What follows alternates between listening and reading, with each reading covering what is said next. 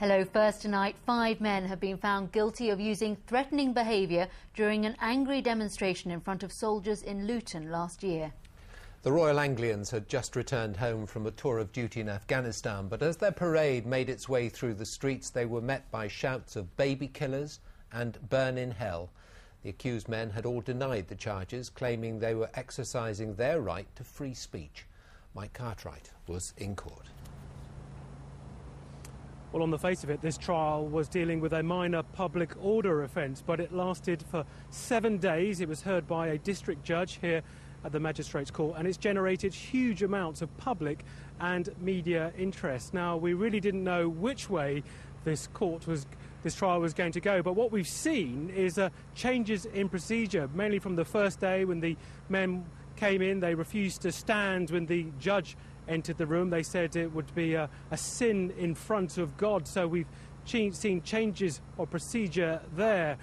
If you take a look at my report, it contains flash photography. Takbir! Allahu Akbar! Still defiant, even in the wake of defeat. The court proceedings, they said, made a mockery of the idea of freedom of speech and democracy. This trial today, the verdict was given out. We already knew the verdict before the trial started. The Prime Minister was condemning our protest. The media was already giving the verdict months before. The public was calling for our arrest. The MPs was calling for our arrest. In other words, the verdict was inevitable.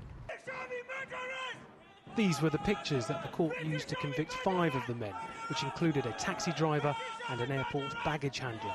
Chanting murderers, rapists and terrorists as troops marched by went beyond legitimate protest, said the judge. They were shocking phrases that would inevitably cause distress. In a statement, the police said their investigation had been proportionate and fair. The demonstration took place during a homecoming parade for the Royal Anglians in March last year and caused an immediate backlash from the crowd. Officers were forced to form a cordon to separate them from an angry mob. Defence teams argued that the men were just exercising their rights of freedom of expression. 5 of the men were given 2-year conditional discharges and ordered to pay £500 each in costs. They left court swearing that nothing would deter them from their fight to bring Sharia law to the UK. Well, throughout this case, we've heard some very detailed analysis of freedom of expression laws. The defence argued that these men were being criminalised for protesting. They said they did everything that the police asked them. They moved when they asked them to move. They even told them about the protest. They even had a protest the year before, and the police didn't seem to have a problem with that. But what this has all been about is the spoken word, what the men actually said. And the defence was saying, well, look, these words were on the slogans as well, on the placards as well, and you didn't care about that. The defence even tried to get this case thrown out earlier in the week because they said it was unjust and it was unfair. But as you can see, the judge decided to carry on, and today 5 men found guilty. Mike, thank you very much. Well, the protest took place back in March 2009, but it had an impact throughout the rest of the year. Nikki Jenkins is our Luton reporter. This is her assessment of how the rest of the community were affected by the fallout. It's been 10 months since the actions of this handful of men thrust Luton, a town that had always been on the fringes of the extremism debate, irrevocably into the front line. But those caught in the crossfire were Muslims living in Luton themselves. In May, this mosque was firebombed. The culprits have never been brought to justice. Luton saw the rise of a different kind of extremist, groups like the English Defence League. And so began a summer of discontent. Asian businesses were ransacked during violent counter-demonstrations. And with more protests planned, the Home Secretary banned marching in Luton for 3 months, only for young Asians itching for a fight to turn on the police instead. In Bury Park, local Muslims tried to drive the extremists off the streets. The following week, we actually went back to hand out leaflets against them, and the police threatened us with arrest. So it seems to me that the police are not really taking this organisation, Al-Muhajirun or Islam for UK, whatever name they call themselves, we're not taking them seriously. These people are inciting racial and religious hatred. This is illegal under British law, yet they're not being arrested for this.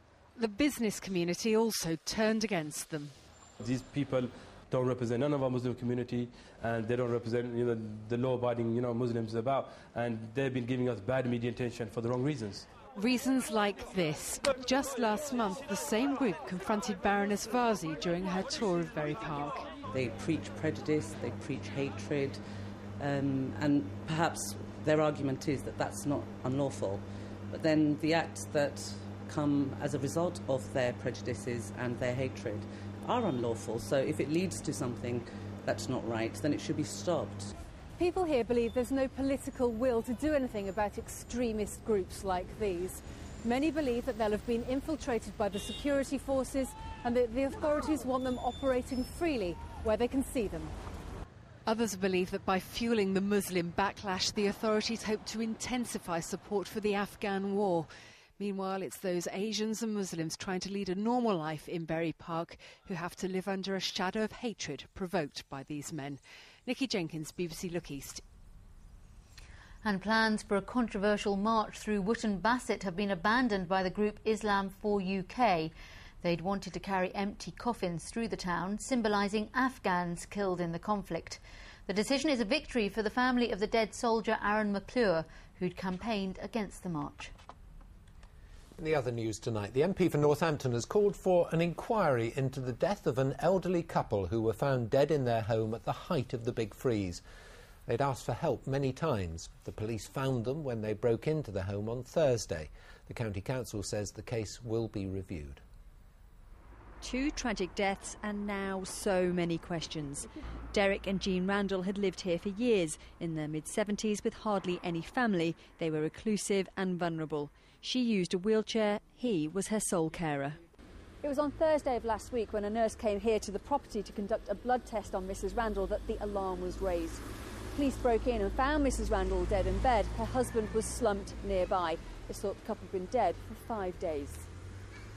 Derek had repeatedly asked for help, ringing neighbours like Heather Footit, sometimes in tears, saying he was struggling.